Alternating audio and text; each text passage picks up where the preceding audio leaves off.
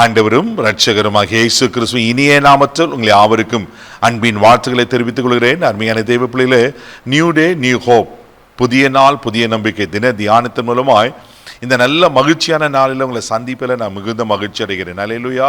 இன்றைக்கு ஆகஸ்ட் 15, ஆமென், சுதந்திர தின நல்லாள்.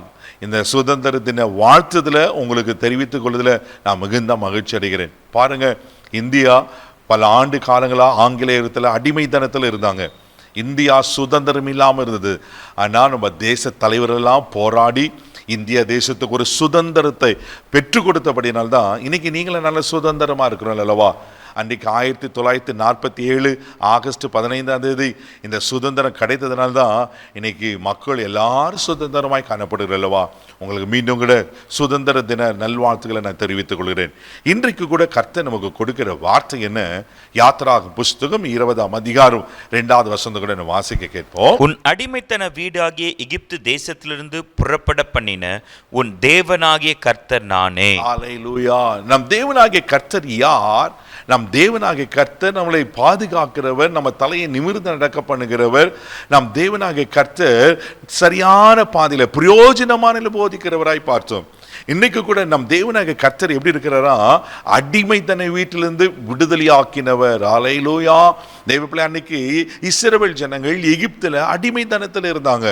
அந்த அடிமைத்தனத்தில் இருந்த ஜனங்களை ஆண்டவர் விடுவித்து வாக்குத்தத்தம் பண்ணப்பட்ட பாலும் தேனும் ஓடுகிற தேசத்துக்கு அவர் கொண்டு போய் சேர்த்தார் அல்லவா?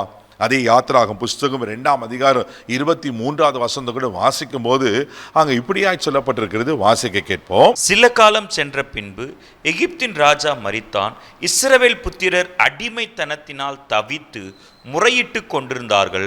அவர்கள் அடிமைத்தனத்திலிருந்து முறையிடும் சத்தம் தேவ சன்னதியில் எட்டினது. அல்லேலூயா. பாருங்க, இஸ்ரவேல் ஜனங்கள் என்ன பண்ணாங்கன்னாக்கா அடிமைத்தனத்தை தவித்து கொண்டிருந்தாங்களாம், கஷ்டப்பட்டு கொண்டிருந்தாங்களாம். நம்ம இந்திய தேசத்து கூட ஆங்கிலேயர் கடத்துல கஷ்டப்பட்டு கொண்டு தவித்து கொண்டிருந்தது அல்லவா? தேவ பிள்ளை, தேச தலைவர்லாம் போராடி ஒரு சுதந்திரத்தை வாங்கி கொடுத்தாங்க. அதே போலதான் இஸ்ரவேல் ஜனங்களும் எகிப்துல அடிமைத்தனத்துல தவித்து கொண்டிருந்தாங்க. அவ்வளோ வேதனையான காரியங்கள். அதே யாத்திராகமம் 6ஆம் அதிகாரம் 5ஆம் வசனம் 6வது வசனத்தை நீங்க வாசிக்கும் போது அங்க சொல்லப்பட்டிருக்கோம். வாசிக்க கேட்போம். எகிப்தியர் அடிமை கொள்ளுகிற இஸ்ரவேல் புத்திரரின் பெருமூச்சை நான் கேட்டு என் உடன்படிக்கையை நினைத்தேன்.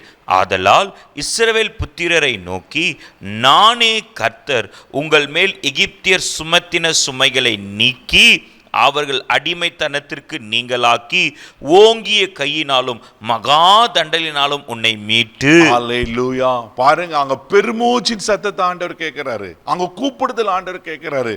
கேட்டு அந்த ஜனங்களை ஆண்டவர் தன்னுடைய ஓங்கிய புயத்தினால பலத்த கரத்தினால விடுவிக்கிறார், மீட்டெடுத்தார் அல்லவா?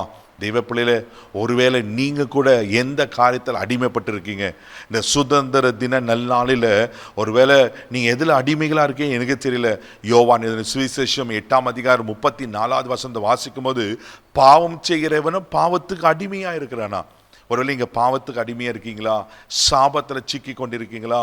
எதை செய்தாலும் அதில் தோல்வியாக இருக்குது, எனக்கு அந்த ஆசீர்வாதம் கிடைக்கல, சாபம் உங்களை அடிமை பண்ணி கொண்டிருக்கா? வியாதிக்கு அடிமையாக இருக்கீங்களா? தேவ பிள்ளையில் கடன் பிரச்சனைக்கு அடிமைகளாக இருக்கீங்களா? எப்படிப்பட்ட அடிமை தனமாய் இருந்தாலும் இன்றைக்கு இந்த சுதந்திர தின நல்லாளில் நம் தேவனாகிய கர்த்தர் நமக்கு எப்படி இருக்கிறாரா?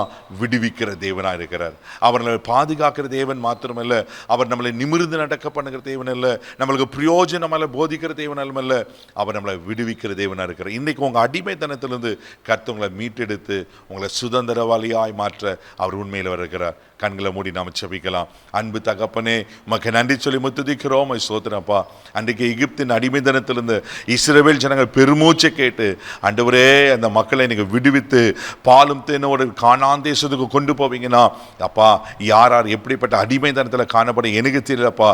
இன்றைக்கு இயேசுவின் நாமத்தினால இந்த சுதந்திர தின நல்நாளில் அவரை விடுவிக்கும்படியா நான் ஜெபிக்கிறேன்ப்பா. அவரை விடுவிப்பீராக. எல்லா அன்ற கட்டுகள் உடைக்கப்பட்டுட்டுங்கப்பா. வியாதியின் கட்டுகள், வறுமையின் கட்டுகள், கடன் கட்டுகள், அன்ற சாபக்கட்டுகள், பாவக்கட்டுகள் எல்லாம் அறுக்கப்பட்டுட்டும். எங்களை விடுவிச்சு அன்றவரை எங்களை ஆசீர்வதிக்கும்படி நான் ஜெபிக்கிறேன். இந்த நாள் முழுதும் கரம் எடுத்து நடத்தும் உங்கள் கிருபையில கரத்தில் ஒப்பு கொடுக்குறேன். இயேசுவின் மூலம் ஜெபக்கணும் பிதாவே, ஆமென். அவர்களை விடுவிச்சிட்டாரு. தைரியமா போங்க. God bless you.